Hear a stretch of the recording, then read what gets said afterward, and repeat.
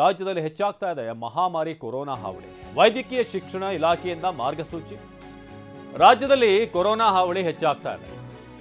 ವೈದ್ಯಕೀಯ ಶಿಕ್ಷಣ ಇಲಾಖೆಯಿಂದ ಮಾರ್ಗಸೂಚಿ.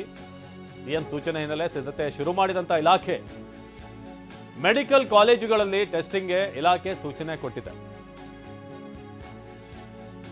ಆರೋಗ್ಯ ಸಮಸ್ಯೆಯಿಂದ ಬಳಲುವವರಿಗೆ ಈಗ ಕೋವಿಡ್ ಟೆಸ್ಟ್. ವೈದ್ಯರ ಸಲಹೆ ಸೂಚನೆ ಮೇರೆಗೆ ಕೋವಿಡ್ ಟೆಸ್ಟ್ ಅನ್ನು ಮಾಡಲಾಗ್ತಾ ಇದೆ. ಟೆಸ್ಟ್ ಮಾಡಿ ಸರ್ಕಾರಿ ಲ್ಯಾಬ್ಗೆ ಕಳಿಸುವಂತೆ ಸಲಹೆ. ಆಸ್ಪತ್ರೆಗಳಲ್ಲಿ ಬೆಡ್ ಮೀಸಲಿಡುವಂತೆ ಇಲಾಖೆ ಸಲಹೆಯನ್ನು ಕೊಟ್ಟಿದೆ. 40 ನಾರ್ಮಲ್ ಬೆಡ್, 10 ಐಸಿಯು ಬೆಡ್ ಮೀಸಲಿಟ್ಟಂತ ಆಸ್ಪತ್ರೆಗಳು.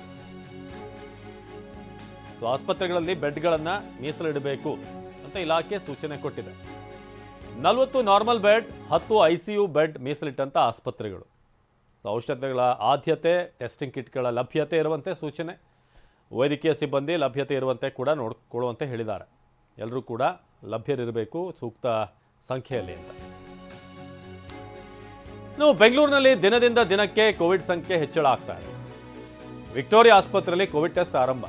ಆಬ್ವಿಯಸ್ಲಿ ಟೆಸ್ಟ್ಗಳು ಹೆಚ್ಚಾದಾಗ ಸಂಖ್ಯೆ ಹೆಚ್ಚಾಗುತ್ತೆ. ವಿಕ್ಟೋರಿಯಾ ಆಸ್ಪತ್ರೆಯಲ್ಲಿ 50 ಬೆಡ್ ಮೀಸಲು. ಸೋಂಕಿತರಿಗಾಗಿ 50 ಬೆಡ್ ವ್ಯವಸ್ಥೆಯನ್ನ ಮಾಡಿರುವಂತ ಆಸ್ಪತ್ರೆ. ಬೆಂಗಳೂರಿನಲ್ಲಿ ದಿನದಿಂದ ದಿನಕ್ಕೆ ಕೊರೋನಾ ಕೇಸ್ಗಳ ಸಂಖ್ಯೆ ಹೆಚ್ಚಾಗ್ತಾ ಇದೆ. ನಾವು ಹೇಗೆ ಕೇರಳದಲ್ಲಿ ಸಂಖ್ಯೆ ಹೆಚ್ಚಾಗ್ತಿದೆ ಯಾಕಂತಂದ್ರೆ ಅಲ್ಲಿ ಟೆಸ್ಟಿಂಗ್ಗಳು ಜಾಸ್ತಿ ಆಗುತ್ತೆ. ಇಲ್ಲೂ ಕೂಡ ಟೆಸ್ಟಿಂಗ್ ಪ್ರತಿಯೊಬ್ಬರನ್ನು ಕೂಡ ಮಾಡ್ತಾ ಹೋದರೆ ರಾಜ್ಯದಲ್ಲೂ ಸಂಖ್ಯೆ ಹೆಚ್ಚಾಗುತ್ತೆ. ವಿಕ್ಟೋರಿಯಾ ಆಸ್ಪತ್ರೆಯಲ್ಲಿ ಕೋವಿಡ್ ಟೆಸ್ಟ್ ಆರಂಭ. ವಿಕ್ಟೋರಿಯಾ ಆಸ್ಪತ್ರೆಯಲ್ಲಿ ಈಗ 50 ಬೆಡ್ಡನ್ನು ಮೀಸಲಿಡಲಾಗಿದೆ ಕೋವಿಡ್ ಪೇಷಂಟ್ಗಳಿಗೆ. 2019ರಿಂದ ಆರಂಭ ಆಗಿ 2020-21 ಈ ಸಮಯದಲ್ಲಿ ದೊಡ್ಡ ಮಟ್ಟದ ಹಾನಿ ಮಾಡಿದಂಥ ಕೋವಿಡ್ ಈಗ ಮತ್ತೆ ಬೇರೆ ರೂಪದಲ್ಲಿ ಮತ್ತೆ ವಾಪಸ್ಸಾಗಿದೆ. ಇನ್ನು ಈ ಟೆಸ್ಟ್ಗಳಿಗೆ ಸಂಬಂಧಪಟ್ಟ ಹಾಗೆ ಮೀಸಲಿಟ್ಟಂಥ ಬೆಡ್ ವ್ಯವಸ್ಥೆ ಸಂಬಂಧಪಟ್ಟ ಹಾಗೆ ನಮ್ಮ ಪ್ರತಿನಿಧಿ ವಿನಯ್ ಒಂದು ಪ್ರತ್ಯಕ್ಷ ವರದಿ ಕೊಟ್ಟಿದ್ದಾರೆ. ಬನ್ನಿ ನೋಡೋಣ. ರಾಜ್ಯದಲ್ಲಿ ಮತ್ತೆ ಕೋವಿಡ್ ರೂಪಾಂತರಿಯ ಹಾವಳಿ ಶುರುವಾಗಿರುವಂಥದ್ದು. ಸಾಕಷ್ಟು ಕೇಸ್ಗಳು ಈಗ ಶತಕ ದಾಟಿ ರಾಜ್ಯದಲ್ಲಿ ಕಂಡು ಬರ್ತಾ ಇದೆ. ಹೀಗಾಗಿ ಸರ್ಕಾರ ಕೂಡ ಅಲರ್ಟ್ ಆಗಿರುವಂಥದ್ದು. ಸಿಎಂ ಸಿದ್ದರಾಮಯ್ಯ ಅವರು ನಿನ್ನೆ ಒಂದು ಸಭೆಯನ್ನು ಮಾಡಿದರು. ಆರೋಗ್ಯ ಇಲಾಖೆ ಮತ್ತು ವೈದ್ಯಕೀಯ ಶಿಕ್ಷಣ ಇಲಾಖೆ ಜಂಟಿಯಾಗಿ ಒಂದು ಸಭೆಯನ್ನು ಮಾಡಿ ಕೆಲವೊಂದಿಷ್ಟು ಸಲಹೆ ಸೂಚನೆಗಳನ್ನು ಕೂಡ ಕೊಟ್ಟಿರುವಂಥದ್ದು. ಈ ಬೆನ್ನಲ್ಲೇ ಸಾಕಷ್ಟು ವೈದ್ಯಕೀಯ ಶಿಕ್ಷಣ ಇಲಾಖೆ ತನ್ನ ವ್ಯಾಪ್ತಿಯ ಮೆಡಿಕಲ್ ಕಾಲೇಜುಗಳಿಗೆ ಸಿದ್ಧತೆಗೆ ಸೂಚಿಸಿರೋ ಬೆನ್ನಲ್ಲೇ ವಿಕ್ಟೋರಿಯಾ ಆಸ್ಪತ್ರೆಯಲ್ಲೂ ಕೂಡ 50 ಬೆಡ್ಗಳನ್ನು ಈಗಾಗಲೇ ಮೀಸಲು ಮಾಡಿರುವಂಥದ್ದು. ಒಂದೊಮ್ಮೆ ಕೇಸ್ಗಳ ಸಂಖ್ಯೆ ಜಾಸ್ತಿ ಆದಂಥ ಸಂದರ್ಭದಲ್ಲಿ ಚಿಕಿತ್ಸೆ ಕೊಡೋದಕ್ಕೆ ಮುನ್ನೆಚ್ಚರಿಕಾ ದೃಷ್ಟಿಕೋನದಿಂದ 50 ಬೆಡ್ಗಳು, ಅದರಲ್ಲಿ 20 ಮೇಲ್ ವಾರ್ಡ್ಗಳು ಮತ್ತು 20 ಫಿಮೇಲ್ ವಾರ್ಡ್ಗಳು, 10 ಐಸಿಯು ವಾರ್ಡ್ಗಳನ್ನು ಸಿದ್ಧತೆ ಮಾಡಿಕೊಂಡಿದ್ದಾರೆ. ಸದ್ಯಕ್ಕೆ ನಾನೀಗ ವಿಕ್ಟೋರಿಯಾದ ಎಚ್ ಬ್ಲಾಕ್ ಅಲ್ಲಿ ನಿರ್ಮಾಣವಾಗಿರುವಂತಹ ಸಿದ್ಧತೆ ಮಾಡಿಕೊಂಡಿರುವಂತಹ ಬೆಡ್ಗಳ ವ್ಯವಸ್ಥೆಯನ್ನು ತೋರಿಸ್ತಾ ಇದ್ದೀನಿ. ಹೇಗೆ ಈಗ ಯಾಕಂದರೆ ಕಳೆದ ಮೊದಲ ಮತ್ತು ಎರಡನೇ ಅಲೆಯ ಸಂದರ್ಭದಲ್ಲಿ ಕೆಲವೊಂದಿಷ್ಟು ಸಾಕಷ್ಟು ಎಡವಟ್ಟುಗಳಾಗಿತ್ತು. ಸಿದ್ಧತೆಗಳಾಗಿರ್ಬೋದು ಅಥವಾ ಆ ವೇರಿಯಂಟ್ ಹೇಗೆ ವರ್ಕ್ ಆಗುತ್ತೆ, ಜೊತೆಗೆ ಅದರ ತೀವ್ರತೆ ಹೇಗಿರುತ್ತೆ ಮತ್ತು ಯಾವ ರೀತಿಯಾಗಿ ಬಾಧೆಯನ್ನು ಜನರಿಗೆ ತಂದೊಡ್ಡುತ್ತೆ ಅನ್ನೋಂತಹ ಮಾಹಿತಿಗಳಿರಲಿಲ್ಲ.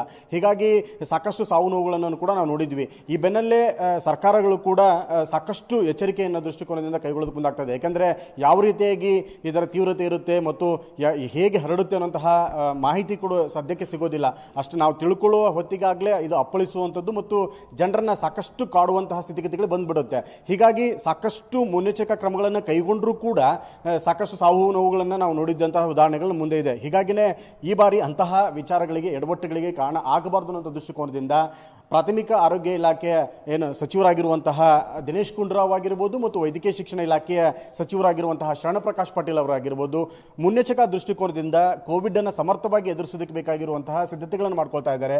ಸದ್ಯಕ್ಕೆ ವಿಕ್ಟೋರಿಯಾ ಎಚ್ ಬ್ಲಾಕ್ನಲ್ಲಿ 40 ಆಕ್ಸಿಜನ್ ಸಪೋರ್ಟ್ ಇರುವಂತಹ ಬೆಡ್ಗಳನ್ನು ಈಗಾಗಲೇ ರೆಡಿ ಮಾಡ್ಕೊಂಡಿರುವಂಥದ್ದು ನೀವು ನೋಡ್ಬೋದು.